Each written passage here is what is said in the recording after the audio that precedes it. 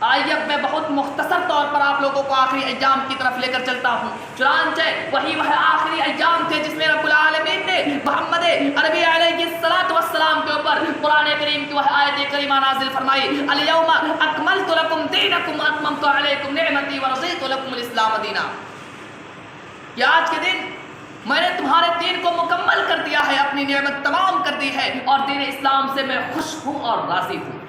اسی طرح سے وہ سورہ بھی نازل ہوتی ہے، اذا جاء نصر اللہ والفتح ورأیت الناس یدخلون فی دین اللہ افواجا فسبح بحمد ربک واستغفرہ انہ کان توابا، جس کے اندر اس بات کا پیغام تھا کہ اے نبی آپ دنیاوی مہم سے فارغ ہو چکے ہیں، آپ دنیاوی مہمات سے فارغ ہو چکے ہیں، رسالت کا پیغام مکمل ہو چکا ہے، اور اے نبی میں نے جو دین آپ کو دیا تھا وہ دین کامل ہو چکا ہے۔ اسی لیے اس حج کا نام حجۃ الوداع قرار پایا گیا، الوداعی حج، جس کو جناب محمد عربی علیہ السلام نے کیا۔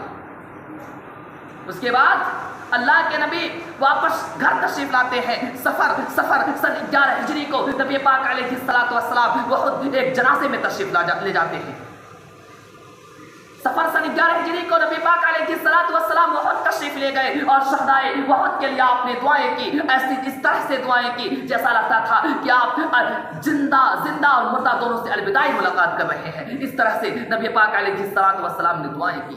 اس کے بعد نبی کریم علیہ السلام واپس آئے اور منبر پر جلوہ فروز ہو کر فرمایا کہ اے لوگوں میں تمہارا پیشوا ہوں، میں تمہارے اوپر گواہ ہوں، اور اے لوگوں میں تمہارا امام ہوں۔ اللہ کی قسم اے لوگوں مجھے ایسا محسوس ہو رہا ہے کہ میں اپنے حوض کوثر کو دیکھ رہا ہوں، اور اے لوگوں اللہ رب العالمین نے مجھے زمین بھر کی کنجیاں عطا فرمائی تھی، اور اے لوگوں میں اپنے بعد اس چیز سے اتنا نہیں ڈرتا، شرک سے اتنا نہیں ڈرتا جتنا اس بات سے ڈرتا ہوں کہ دنیا تمہارے اوپر کھول دی جائے گی اور تم دنیا کی دوڑ میں مشغول ہو جاؤ گے۔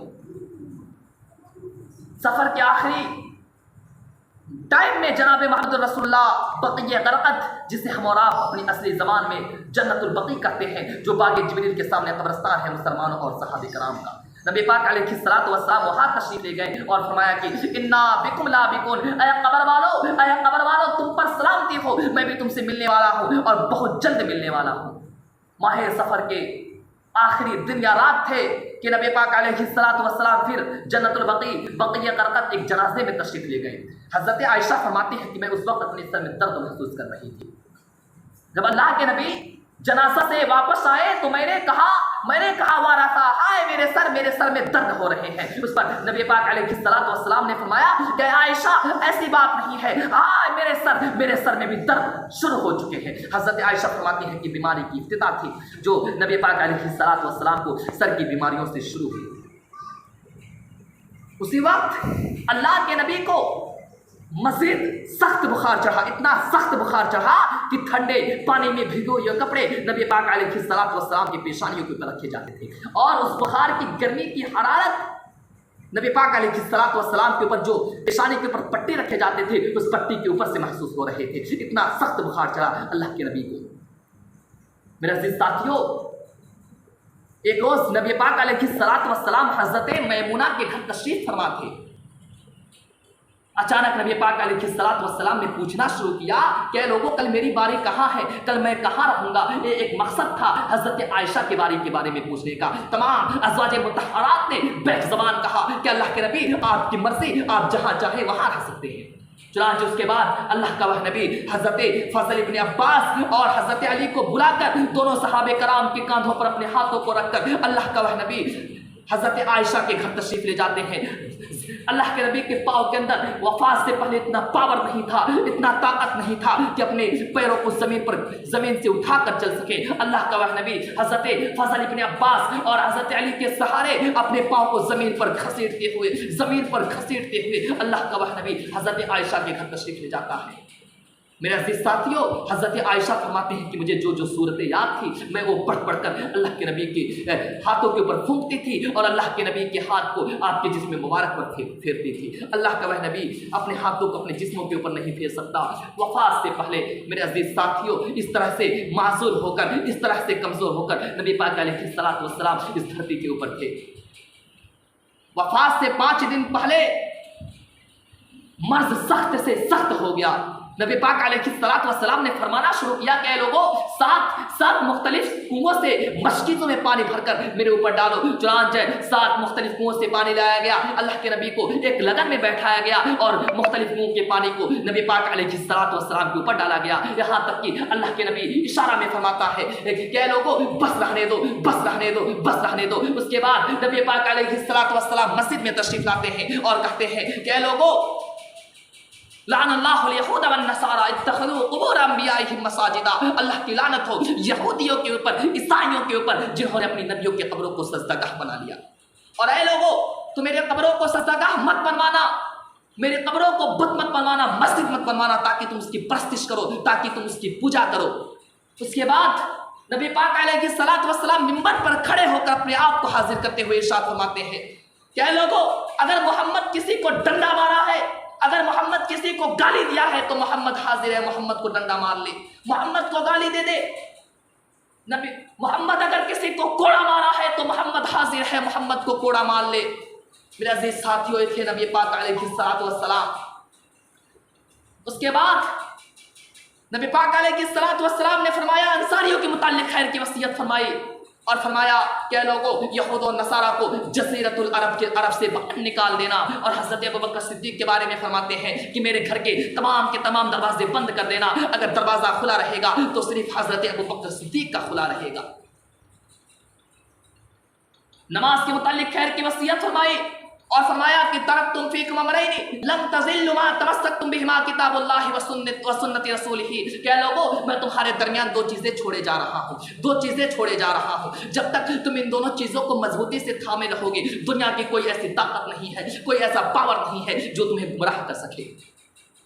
बिरादरान इस्लाम, एक बुत की रोज़ की बात है। जुमरात को आपका मर्ज सख्त से सख्त हो गया, इतना सख्त हुआ कि नबी पाक अलैहिस्सलातु वस्सलाम ने गुस्ल फरमाया और मस्जिद में आकर नमाज से पहले हज़रत अबू बकर सिद्दीक़ के दाने जानिब आकर बैठ गए। जमात खड़ी होने वाली थी, नबी पाक अलैहिस्सलातु वस्सलाम नमाज के टाइम मसल्ले पर तशरीफ़ ले जाते हैं। अल्लाह का वह नबी जब मसल्ला पर जाता है तो फ़ौरन बेहोश होकर ज़मीन पर गिर जाया करते थे, गिर जाते हैं और फिर होश आता है, फिर नमाज पढ़ाने के लिए मसल्ले पर खड़े होते हैं, फिर गिर जाते हैं, फिर बेहोश आता है, फिर बेहोश होकर ज़मीन पर गिर जाया करते थे। नबी पाक अलैहिस्सलातु वस्सलाम जब बार मसल्ले पर बेहोश होकर ज़मीन पर गिर रहे थे, उस वक्त नबी पाक अलैहिस्सलातु वस्सलाम ने हज़रत अबू बकर सिद्दीक़ को कहला भेजा, क्या लोगों, हज़रत अबू बकर सिद्दीक़ से कहो कि वह लोगों को नमाज पढ़ाए।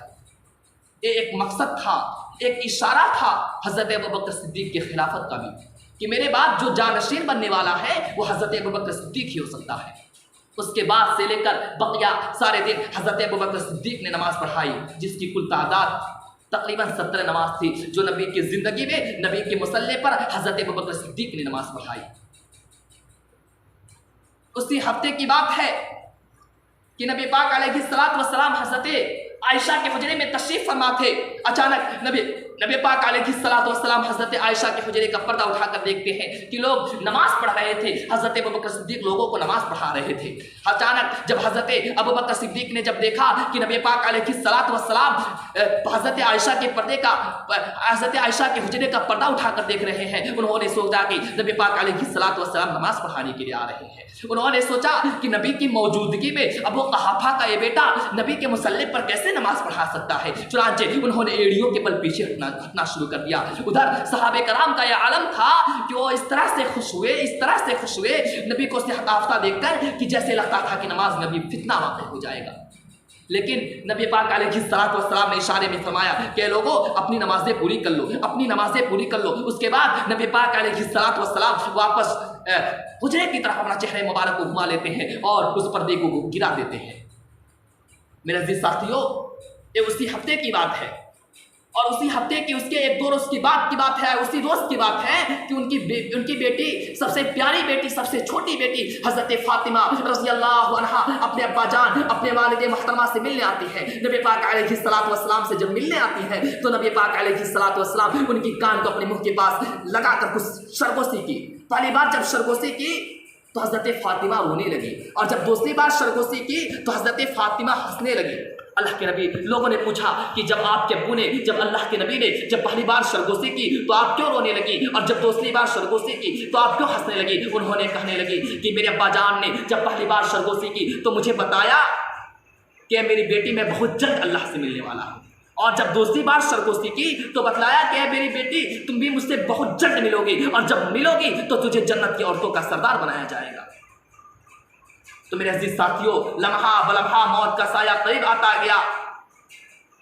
ایک روز حضرت عائشہ کا بھائی حضرت عبد الرحمن نبی پاک علیہ الصلوۃ والسلام سے ملنے آتے ہیں۔ ان کے ہاتھ میں تازہ مسواک تھا۔ نبی پاک علیہ الصلوۃ والسلام جب مسواک کو دیکھتے ہیں تو ان کی نظریں اس مسواک کے اوپر جم جاتی ہے۔ حضرت عائشہ نے پوچھا کہ اللہ کے نبی، کیا آپ کو مسواک کی ضرورت ہے؟ اللہ کے نبی نے اشارے میں فرمایا کہ ہاں۔ اس پر حضرت عبد الرحمن بن عوف کے بہن حضرت عائشہ صدیقہ رضی اللہ عنہا اپنے بھائی سے اس مسواک کو لے کر نبی پاک علیہ الصلوۃ والسلام کو دیتی ہے۔ نبی پاک علیہ الصلوۃ والسلام کے دانتوں سے وہ مسواک کچلے بھی نہیں جا رہے تھے۔ حضرت عائشہ نے اپنے دانتوں میں ڈال کر اسے کچل کر اس کو نرم کی اور اللہ کے نبی کو دی۔ میرے عزیز ساتھیوں، یہ تھے اللہ کے نبی، پیارے نبی جناب محمد عربی علیہ الصلوۃ والسلام۔ اس طرح سے معذور ہو کر، اس طرح سے کمزور ہو کر اس دنیا کے اس دھرتی کے اوپر تھے کہ ان کی دانتوں سے مسواک بھی نہیں کچلے جا رہے تھے۔ حضرت عائشہ نے اپنی دانتوں میں ڈال کر اسے نرم کی، اس کے بعد نبی پاک علیہ الصلوۃ والسلام کو دی، تو اس کے بعد نبی پاک علیہ الصلوۃ والسلام نے مسواک کیا۔ لمحہ بلمحہ موت کا سایہ قریب آتا گیا، یہاں تک کہ چاشت کا وہ وقت بھی آیا، صبح کا وہ سورج بھی نکلا۔ نبی پاک علیہ الصلوۃ والسلام حضرت عائشہ کے پیٹ کے اوپر اپنے سر مبارک کو رکھ کر لیٹے ہوئے تھے۔ اچانک اللہ کے نبی نے کوئی برتن منگایا پیشاب کرنے کے لیے۔ اللہ کا وہ نبی پیشاب و پیخانہ کرنے کے لیے حمام بھی نہیں جا سکتا، اللہ کے نبی نے برتن خود اپنے پاس منگاتے ہیں پیشاب و پیخانہ کرنے کے لیے۔ اس طرح سے کمزور ہو گئے تھے نبی پاک علیہ الصلوۃ والسلام۔ حضرت عائشہ فرماتی ہیں کہ ابھی برتن لینے والا برتن لینے گیا تھا کہ اچانک اللہ کے نبی نے اپنے چہرے مبارک کو آسمان کی طرف اٹھاتے ہیں اور کہتے ہیں کہ اللہم رفیق الاعلی، اللہم رفیق الاعلی، اللہم رفیق الاعلی۔ اے اللہ تو مجھے نبیوں میں جگہ دینا، اے اللہ تو مجھے صدیقوں میں جگہ دینا۔ اس کے بعد نبی پاک علیہ الصلوۃ والسلام کے ہاتھ ڈھیلے پڑ گئے، اللہ کے نبی کے ہاتھ زمین پر گر گئے۔ انا للہ و انا الیہ راجعون۔ اے لوگوں، اب وہ نبی ہم میں نہیں رہا، اب وہ نبی ہم میں نہیں رہا، وہ نبی اس دنیا سے رخصت ہو گئے۔ مدینہ کے اندر نبی پاک علیہ الصلوۃ والسلام وفات کی خبر سن کر تمام کے تمام صحابہ کرام نبی پاک علیہ الصلوۃ والسلام کی محبت میں آپ یوں کہہ لیجیے دیوانے ہو گئے تھے۔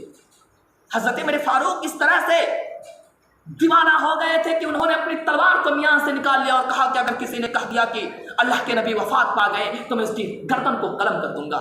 حضرت ابوبکر صدیق ایک ایسے شخص تھے، انہوں نے حضرت عمر فاروق کو سنبھالا اور مسجد میں لا کر تمام صحابہ کرام کے سامنے خطاب فرمائی اور فرمایا کہ اے لوگوں، جس اللہ کی تم لوگ اطاعت کیا کرتے تھے وہ اللہ ہمیشہ سے ہے اور ہمیشہ باقی رہنے والا ہے، اور جس محمد کی تم لوگ اطاعت کیا کرتے تھے وہ محمد اب اس دنیا میں نہیں رہا۔ اور اس آیت کریمہ کی تلاوت فرمائی وما محمد الا رسول قد خلت من قبله الرسل افإن مات او قتل انقلبتم الى ما عقابكم ومن ينقلب على عقبيه فلن يضر الله شيئا وسيجزي الله